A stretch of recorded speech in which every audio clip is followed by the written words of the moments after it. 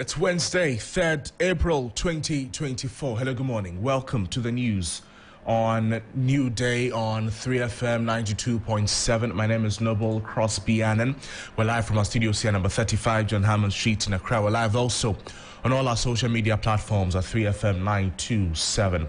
Coming up this morning, President Akufo-Addo makes new appointment to the Ministry of Finance, plus widespread condemnation following the marriage of a girl at Teshinungwa. Meanwhile, the chieftaincy minister fails to condemn the action of traditional authorities. Your question about condemnation doesn't arise here. Right. My job is to secure the child, which we've done. Secondly, is to understand the situation, and I meet my colleague ministers.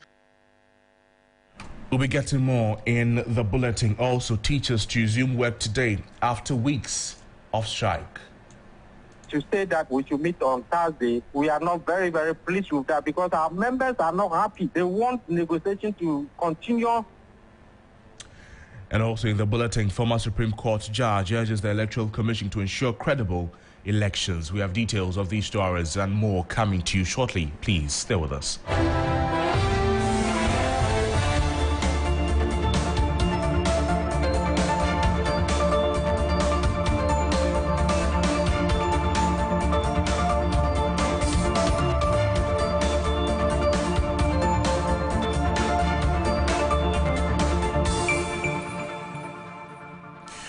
Welcome to the program. Let's start the morning with this. There's been widespread condemnation following the supposed marriage of a girl to the Gbagbo Wolomo of Teshinungwa. The young mother has since been secured under police protection. The young girl and the mother have since been secured under police protection while investigations continue. On Tuesday, the office of the Gbagbo Wolomo defended the action and said it did no wrong in betrothing the girl to the Gbagbo. Here's the Director of Administration of the Office of the Gbagbo Wolomo, Reverend D.N. Jesse Ankra. It's not a human being. Gbagbo is a deity. If you want to associate this very matter to a human, then when you mention Gbagbo, add the Wolomo. So we have the Gbagbo Wolomo, and then we have the Gbagbo, which is the deity. If Gbagbo has, through divine intervention, taken our lady who is our queen, then it is the deity that has something to do with our queen, and not Gbagbo Wolomo as a person. Like people are speculating that Gbagbo Wolomo has married a younger woman below age. Please, press, lay it before you. That was the Director of Administration at the Office of the Gbagbo Wolomo speaking there. But the International Federation of Women Lawyers have condemned the action. Vice President of FIDA, Francisca Tete-Mensah, says FIDA will provide legal aid for the plaintiffs. She spoke on Ghana Tonight.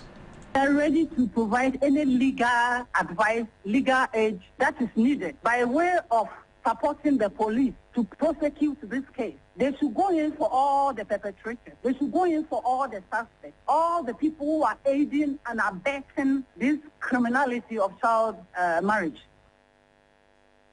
That was the Vice President of the International Federation of Women Lawyers. Meanwhile, the Chieftaincy and Religious Affairs Minister Stephen Asamoah Boateng has failed to condemn the action of the traditional authorities. Stephen Asamoah Boateng, who spoke earlier, said the action involves traditions and customs. In modern society, that's why I say when tradition clashes with statute, we need to find a way that the statute is supreme. That's a democracy, and especially when the welfare of a child is involved. So your question about condemnation doesn't arise here. Right. My job is to secure the child, which we've done. Secondly, is to understand the situation, and I meet my colleague ministers, and then we find a route, and then see how the legal aspects from Attorney General, how the police from Interior Minister, how the Minister for Gender and Women Social comes in, then we can put out a position. You hear the voice of Stephen Asamoah Boateng, who is the Chieftaincy and Religious Affairs Minister there. Away from that, pre-tertiary teacher unions in the country are expected to resume work today following an order by an Accra High Court to call off their 2-week strike. The Ghana National Association of Teachers, the National Association of Graduate Teachers, and the Coalition of Concerned Teachers declared an industrial action on March 20 to press home their demand for better conditions of service, among other things. Here's Vice President of the Association of Graduate Teachers, Nagrat Jacob Anaba, speaking. We are not happy with that development because they had indicated that we had acted in bad faith, and we were sent to the court, and the court ordered that we should call off the strike. That was 28th of last month. So we expected the other team to have been ready for us any day we called off the strike. So we are so surprised that they have extended the negotiation to the Thursday. We expected to have met this afternoon. If anything at all, it should have been tomorrow morning. But to say that we should meet on Thursday, we are not very, very pleased with that because our members are not happy.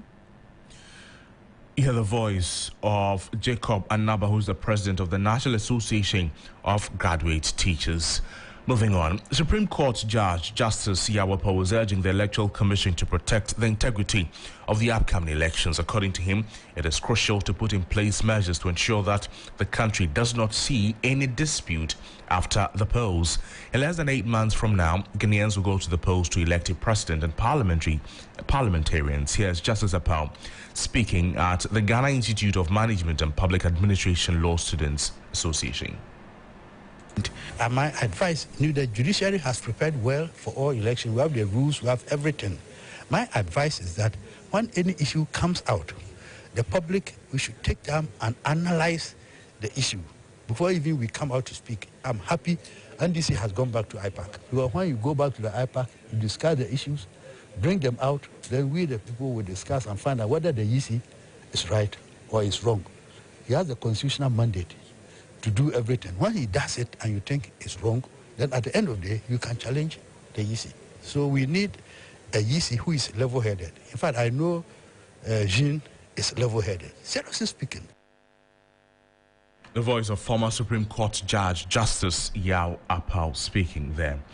Away from that, more individuals are expected to pick nomination forms of the New Patriotic Party in the Ajisa constituency after the party leaders intervened to prune the number of interested individuals. Among the persons who have picked forms to contest the elections on Tuesday are former GFA President Kwesi Nyantakyi. Here's a report by my colleague William Evansinkum.